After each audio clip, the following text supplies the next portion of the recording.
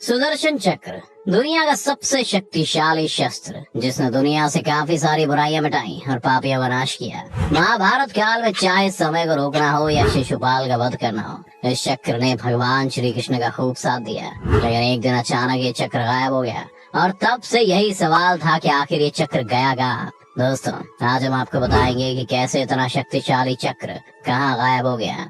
सुदर्शन चक्र हिंदू माइथोलॉजी के हिसाब से दुनिया का सबसे शक्तिशाली हथियार है। ये कोई आम हथियार नहीं है, ये एक ऐसा हथियार था जो दुश्मन को एक ही पल में सर्वनाश कर सकता था। ये भगवान विष्णु का शस्त्र था, जिसे भगवान विष्णु और उनके अवतार ही धारण कर सकते थे।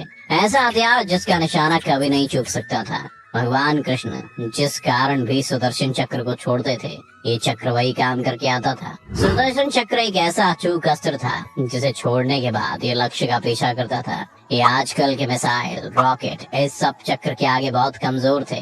सुदर्शन चक्र भगवान विष्णु के मन की बात सुनता था और उन्हीं की आज्ञा मानता था।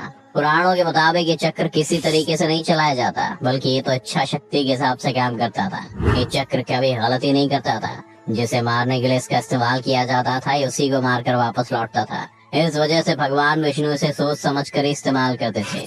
महाभारत के युद्ध में भी श्री कृष्ण ने आखिरी बार इस शस्त्र का इस्तेमाल किया था। उसके बाद सुदर्शन चक्र के इस्तेमाल का कभी कहीं जिक्र नहीं मिलता था। आखिर कहाँ गया शक्तिशाली चक्र, बताएंगे दोस्तों आपको। लेकिन उससे पहले जानते हैं कि ये चक्र दिखता कैसा था और भगवान विष्णु को आखिर ये मिला कहाँ से। इस चक्र की आकृति को लेकर भी पुराणों में अलग अलग वर्णन मिलता है। ऋग्वेद के मुताबिक सुदर्शन चक्र एक गोल चक्र है जिसमें 108 ब्लेड्स हैं। ये चक्र कई योजन की दूरी तय कर सकता है। एक योजन में करीब 8 माइल्स होते हैं। वामन पुराण के मुताबिक इसका केंद्र वज्र से बना हुआ है। इसके केंद्र में 12 तीलियां हैं, तो वहीं 6 नाभि हैं। 12 तीलियां 12 महीनों को दिखाती हैं, तो 6 नाभि 6 ऋतुओं को दिखाती हैं। वहीं सुदर्शन चक्र के अस्तित्व को लेकर भी हर किसी के अलग अलग मत हैं। मान्यताओं के मुताबिक ये चक्र भगवान विष्णु की तर्जनी उंगली में, वहीं भगवान श्री कृष्ण के हाथ में अंगूठी की तरह समाया हुआ था, जो लगातार घूमता रहता था।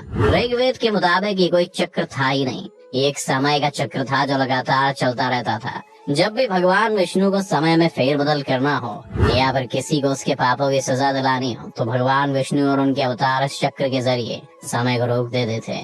मान्यताओं के अनुसार जब भगवान को किसी पापी का नाश करना होता था, तो भगवान समय के चक्र में जाकर दुश्मन को निहत्था कर देते थे और फिर उस पर वार करते थे। भगवान विष्णु इस चक्र को अपनी इच्छा शक्ति के मुताबिक प्रकट करते थे।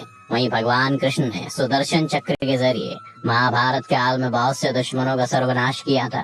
और वहीं भगवान ने इस समय चक्र के रूप में भी इस्तेमाल किया, इसीलिए इसे समय चक्र कहा गया था। इस चक्र के जरिए श्री कृष्ण समय को रोक कर रख सकते थे, समय के पीछे जा सकते थे, समय के आगे भी जा सकते थे। इस समय चक्र का इस्तेमाल श्री कृष्ण ने महाभारत में जयद्रथ के वध के लिए किया था। दरअसल जब अर्जुन की पुत्र अभिमन्यु को चक्रव्यूह में फंसाकर जयद्रथ ने अभिमन्यु की हत्या कर दी थी, तब अर्जुन ने अपने बेटे की हत्या का बदला लेने के लिए प्रतिज्ञा की थी कि वो अगले दिन सूर्यास्त होने के पहले ही जयद्रथ की हत्या कर देगा, वरना वह खुद को जलाकर खत्म कर लेगा।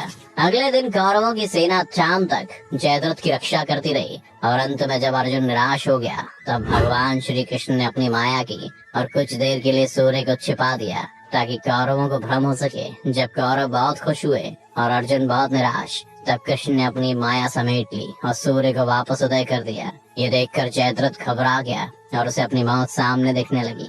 तब अर्जुन ने अपने बेटे की मौत का बदला जयद्रथ को मारते हुए लिया। उस समय श्री कृष्ण ने सुदर्शन चक्र के जरिए समय को कुछ पल के लिए रोक दिया था और कौरवों को भ्रमित कर दिया था। इसके अलावा जब अर्जुन युद्ध से घबराए हुए थे और वे युद्ध में भाग नहीं लेना चाहते थे और दुखी थे, तब उनको उनके कर्तव्य का ज्ञान कराने के लिए श्री कृष्ण ने उन्हें गीता का उपदेश दिया था। उस समय भी श्री कृष्ण ने अर्जुन को गीता का ज्ञान देते हुए समय को सुदर्शन चक्र की सहायता से रोक दिया था और अर्जुन को ये ज्ञान दिया था।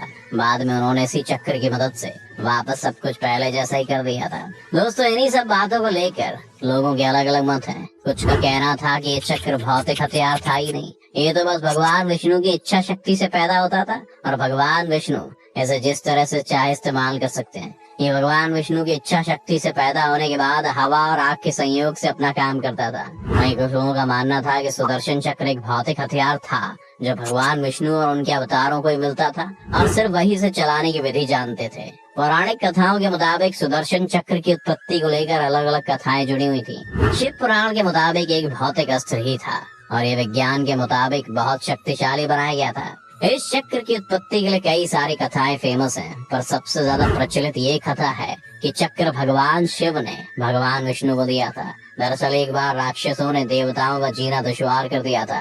हर जगह लोगों को परेशान करते रहते थे और देवता इसी बात से दुखी थे। तब सभी देवता मिलकर भगवान विष्णु के पास गए और उनसे मदद मांगी कि वो राक्षसों को मार सकें।